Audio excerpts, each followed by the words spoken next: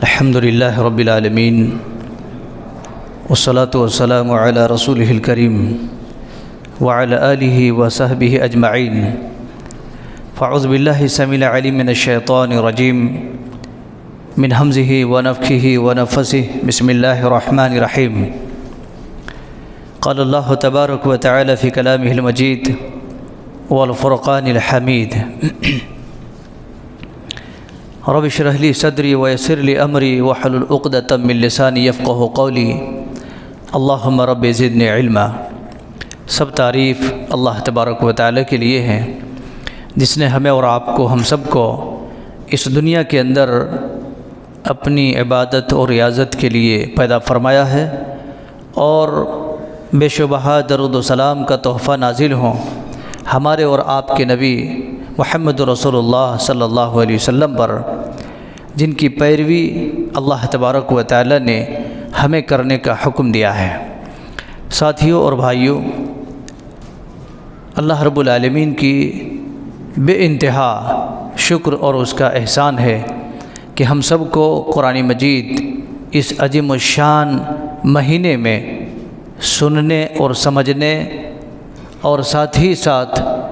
اس کے ایک ایک مسائل کو جاننے کی توفیق بخشی ہے۔ یہ اللہ رب العالمین کی ہم شکر بجا لاتے ہیں۔ آئیے ہم دیکھتے ہیں کہ آج کے اس نماز تراویح کے اندر قرآن مجید کی جس پارے کی تلاوت کی گئی ہے وہ 19ویں پارہ ہے۔ اللہ رب العالمین نے اس پارے کے اندر بنیادی طور پر 3 صورتیں ہیں، ایک سورہ فرقان، دوسرا سورہ شعراء اور تیسرا سورہ نمل۔ اللہ تبارک و تعالی نے قرآن مجید کی ان تینوں صورتوں کے اندر کچھ اہم پیغام دیے ہیں۔ آئیے ہم اس کے مختصر سے کچھ جاننے کی کوشش کرتے ہیں۔ شروع ہی میں اگر ہم سرسری طور پر نظر ڈالیں تو یہ بات سمجھ میں آتی ہے، اللہ تبارک و تعالی نے قیامت کے دن ان ہٹ دھرموں کو جو اس کی حالت ہوگی اس چیز کو بیان فرمایا ہے۔ ظلم ستم انتہا کرنے والے وہ کفار جن کی باتیں سمجھ میں نہیں آتی، وہ ظلم کرنے والے لوگ جن کو یقیناً باتیں سمجھنے کے باوجود اس کا دل مائل نہیں ہو رہا تھا، اللہ رب العالمین نے یہ پیغام دیا ہے کہ وہ لوگ کل اپنے ہاتھوں کو چبائیں گے۔ کیا کریں گے؟ اپنے ہاتھوں کو چبائیں گے۔ کاش یہ کیا ہو گیا، اے کاش اگر ہم بات کو مان لیے ہوتے، اے کاش اگر ہم باتوں کو سمجھ لیے ہوتے تو آج کے دن ہمیں یہ منظر دیکھنے کا بالکل نہیں ملتا تھا۔ اور پھر اللہ رب العالمین نے آگے اس کا تذکرہ کیا ہے، بڑی ہی مزے کی بات ہے۔ وہ لوگ جو آج دنیا میں ان کو باتیں سمجھ میں آتی ہی نہیں، اگر آتے ہیں تو گویا کہ وہ انگلی اٹھاتے ہیں، نشانے بناتے ہیں، وہ اس مسلک کے ہیں، یہ اس مسلک کے ہیں، اس کا مسلک فلاں ہے، ہمارا مسلک فلاں ہے، تمہارے قرآن تمہارے لیے، ہمارے قرآن ہمارے لیے، اس طریقے کی باتیں کر کے اور پتلی گلی سے نکلنے کی کوشش کرتے ہیں۔ اللہ تبارک و تعالی نے ان لوگوں کا تذکرہ کرتے ہوئے بیان فرمایا ہے کہ کل قیامت کے دن وہ لوگ خود کہیں گے، اے کاش اگر رسول کا طریقہ ہم اپنا لیے ہوتے۔ کیا کہیں گے؟ اے کاش اگر رسول کا راستہ ہم انتخاب کر لیے ہوتے، اور فلاں اور فلاں اور فلاں کے راستے کو ہم اگر نہیں چلتے تو آج کے دن ہمارے لیے کتنا بھلا ہوتا تھا۔ اس لیے میرے بھائیوں، ہم اور آپ تمام لوگ جو کتاب و سنت کو اپنائے ہوئے ہیں اور قرآن اور سنت کو اپنے سینے میں لگائے ہوئے ہیں، یقیناً آپ سب کے سب قابل مبارکباد ہیں، قابل مبارکباد ہیں۔ جو اللہ تبارک و تعالی نے اس دین کی سچی اور سچی باتوں کو جانتے ہوئے اس پر عمل کرنے کی توفیق بخشی ہے، یہ اللہ کی شان ہے۔ اس کو کم نہیں سمجھنا اور اس کو کبھی بھی ہلکے انداز میں نہیں لینا۔ کل بہت سارے لوگ چھٹ جائیں گے، بہت سارے لوگ چھٹ جائیں گے، اس دن الحمدللہ انشاءاللہ ایسے موحدین کی جماعت کو اللہ تبارک و تعالی ان مقبولین کے ساتھ شمار فرمائے گا جن کے لیے رب العالمین نے کئی ساری صفات کو بیان فرمایا ہے، کئی ساری صفات کو بیان فرمایا ہے۔ اور ان صفات میں سے آئیے میں آپ کو چند باتیں بیان کر دیتا ہوں۔ اللہ تبارک و تعالی نے ان مومنوں کا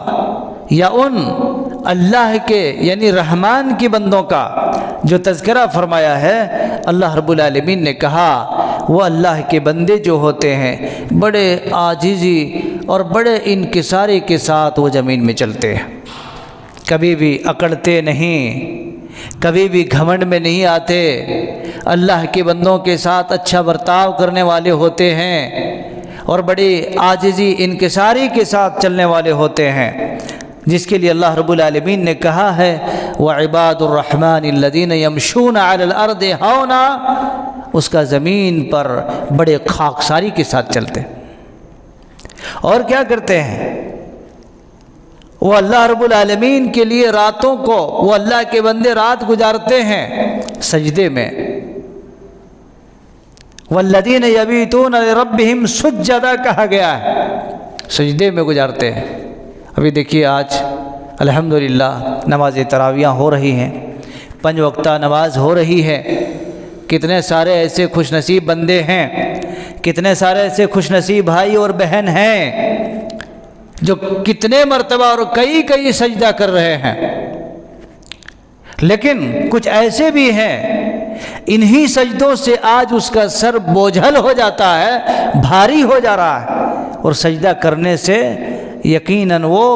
دور ہیں اور محروم ہیں۔ یہاں پر بھی میں قابل مبارکباد کہوں گا وہ لوگوں کو جو اپنی ساری تھکاوٹوں کو، اپنے ساری پریشانیوں کو طاق میں رکھ کر اور اللہ رب العالمین کے لیے سجدے میں گر رہے ہیں، سجدہ کر رہے ہیں یا سجدہ کر رہی ہیں، یہ قابل مبارکباد ہے۔ اللہ رب العالمین نے اس کا بھی تذکرہ کیا ہے۔ تو مومن اللہ کے بندے ان سب کاموں میں آگے رہتے ہیں، اور اللہ تبارک و تعالیٰ کے وہ بندے دعا بھی کرتے ہیں اے اللہ تو ہمیں جہنم کی آگ سے بچا لے، جہنم کی آگ سے بچا لے، اور دعا کرنا بھی چاہیے۔ اور جو نہیں کرتے ہیں انہیں اس بات کو یقیناً اپنے دل میں بیٹھا کر کے، اور جب بھی آپ دعا کرتے ہیں ان دعا کے اندر یہ بات شامل کیجئے کہ اللہ تبارک و تعالی ہمیں جہنم کی آگ سے بچا اور جنت الفردوس کے اندر داخل فرما، یہ دعا کرنی چاہیے۔ تو اللہ رب العالمین کے بندے وہ ہوتے ہیں جو اللہ تبارک و تعالی سے دعا بھی کرتے ہیں، اللہ کو یاد کرتے ہیں، گڑ گڑاتے ہیں، اور پھر اللہ رب العالمین نے ان بندوں کی ایک صفت یہ بھی بیان فرمائی ہے، کیا وہ جب بھی مال خرچ کرتے ہیں تو اس میں اعتدال ہوتا ہے۔ کیا ہوتا ہے؟ اعتدال ہوتا ہے، بیچ کا معاملہ اختیار کرتے ہیں، ایسا نہیں ہے کہ پورا مال ہی خرچہ کر دے یا کچھ بھی خرچہ نہ کرے۔ اسراف اور فضول خرچی سے بچنا چاہیے، حرام کاموں میں نہیں، حلال کاموں میں، اللہ کے دین میں، اللہ رب العالمین کے بندوں میں، ان لوگوں کے اوپر اپنا مال خرچہ کرنا چاہیے۔ اور پھر اللہ تبارک و تعالی نے ان کی ایک صفت یہ بھی بیان فرمائی ہے کہ وہ جب اللہ تبارک و تعالی سے دعا کرتے ہیں یا اللہ رب العالمین کو یاد کرتے ہیں تو اس یاد کرنے میں کسی اور کو شامل نہیں کرتے، خالص سچی اور سچی اللہ تبارک و تعالی کو پکارتے ہیں اور اللہ تبارک و تعالی ہی سے لو لگاتے ہیں میرے بھائیوں۔ اور اسی طریقے سے اللہ رب العالمین نے اس کی ایک صفت یہ بھی بیان فرمائی کہ جب کسی معاملے میں گواہی کی نوبت آتی ہے، کسی معاملے میں، کسی قضیے میں گواہی کی ضرورت پڑتی ہے تو وہ کیا کرتے ہیں؟ گواہی، وہ جھوٹی گواہی نہیں دیتے، جھوٹی گواہی نہیں دیتے، سچی گواہی دیتے، چاہے وہ اپنے ہی خلاف کیوں نہ ہو یا اپنے ہی بارے میں کیوں نہ ہو۔ تو گویا کہ اللہ رب العالمین نے ان نیک بندوں کی ان صفات کو گنایا ہے۔ میرے بھائیوں، آؤ قرآن مجید کی طرف، آؤ اللہ تبارک و تعالیٰ کی کتاب کی طرف، جس اللہ نے اتنی عظیم پیغام دے رکھا ہے، اور اللہ رب العالمین کا وعدے سچے ہیں۔ کبھی بھی اللہ تبارک و تعالیٰ کا وعدہ جھوٹا نہیں ہوتا۔ مومن بندے تو وہ ہوتے ہیں بیچارے، وہ توبہ کرتے ہیں اللہ رب العالمین سے، اور ایسی توبہ کرتے ہیں جو بڑے فروتنی کے ساتھ اور اللہ رب العالمین کے سامنے سرنڈر ہوتے ہیں، اللہ تبارک و تعالیٰ کے سامنے اپنے آپ کو پیش کرتے ہیں، اور اپنے گناہوں کے بارے میں توبہ کرتے ہیں، معافی مانگتے ہیں، اور پھر آئندہ گناہ نہ کرنے کا عزم کرتے ہیں۔ اس لیے رمضان المبارک کا یہ مہینہ ملا ہوا ہے، ہماری بھی کوشش ہونی چاہیے۔ یہ کام تمام مومن کے لیے، تمام مسلمانوں کے لیے، بھائیوں بہنوں کے لیے، بچوں کے لیے، سب کے لیے ہیں۔ تو گویا کہ ان پیغام کو ہم اپنے اندر لاگو کریں اور اس کو اپنی زندگی میں زیادہ سے زیادہ استعمال کریں، تب جا کر کے اس کی خوبصورتی بڑھے گی، اس کی فضیلت کو حاصل ہوگی، اور اس کے ذریعے سے ہم دنیا اور آخرت میں دونوں جگہ انشاءاللہ العزیز ہم کامیاب ہو سکتے ہیں۔ کامیابی کی راستہ اور کامیابی کی منزل یہی ہے دوستو۔ پھر اللہ رب العالمین نے قرآن مجید سورہ شعراء کے اندر حضرت موسیٰ علیہ السلام کا تذکرہ کیا، اور اسی طریقے سے فرعون کا بھی ذکر فرمایا کہ کس طریقے سے اللہ تبارک و تعالیٰ نے انہیں پھر سے ایک بار منہ کے کھانی پڑی، اور جس کی دلیل اور جس کی ثبوت اللہ رب العالمین نے قرآن مجید کے اندر اس کو بیان فرمایا ہے۔ تو گویا کہ یہ بار بار کسی بات کا تذکرہ کرنا، بار بار کسی بات کو ریپیٹیشن کرنا، اس بات کی دلیل ہے کہ اللہ رب العالمین نے کس طریقے سے انہیں دنیا میں ذلیل کیا، جو اپنے آپ کو سب سے بڑا رب، سب سے بڑا اسی طریقے سے اپنے آپ کو کہنے والا اللہ تبارک و تعالیٰ نے ذلیل اور خوار کر دیا۔ اس لیے دوستو، سب سے بڑا جو اللہ ہیں، سب کا مالک جو اللہ ہیں، سب کا رازق اور سب کا خالق وہ اللہ تبارک و تعالیٰ کی ذات ہیں، اس سے بڑھ کر کوئی نہیں، اس سے اعلیٰ کوئی نہیں، وہ شروع سے ہے، آج ہیں، آخر تک وہ رہے گا۔ اس لیے ہم اسی سے مانگیں، اسی کو پکاریں، اسی کے سامنے سجدہ ریز ہوں، اور کسی کی بڑپن کے پیچھے اپنی جھولی پھیلانے کی کوشش نہ کریں۔ اللہ تبارک و تعالیٰ نے کس طریقے سے اس ذلیل کو، خوار کو برباد کیا اور نابود کیا، قرآن مجید کے اندر اس کو بیان فرمایا ہے۔ اور ایسی ہی اللہ رب العالمین نے اس میں کچھ انبیاء کرام کا تذکرہ فرمایا ہے، تقریباً 5-6 انبیاء کرام ہیں جن کا تذکرہ اللہ رب العالمین نے کیا ہے قرآن مجید کے اندر۔ پھر اسی طریقے سے سورہ نمل کے اندر اللہ رب العالمین نے کچھ واقعے کو بھی بیان فرمایا ہے، چونٹیوں کے واقعے کو بیان فرمایا ہے، حضرت سلیمان علیہ السلام کا تذکرہ کیا ہے، اسی طریقے سے ملکہ سبا کا بھی تذکرہ کیا ہے۔ یہ سب ساری چیزیں، ان واقعات کو جاننے کے لیے ہمیں ضرورت اس بات کی، ہم قرآن کو پلٹیں گے، قرآن کو کھولیں گے اور اس کو ہم پڑھیں گے،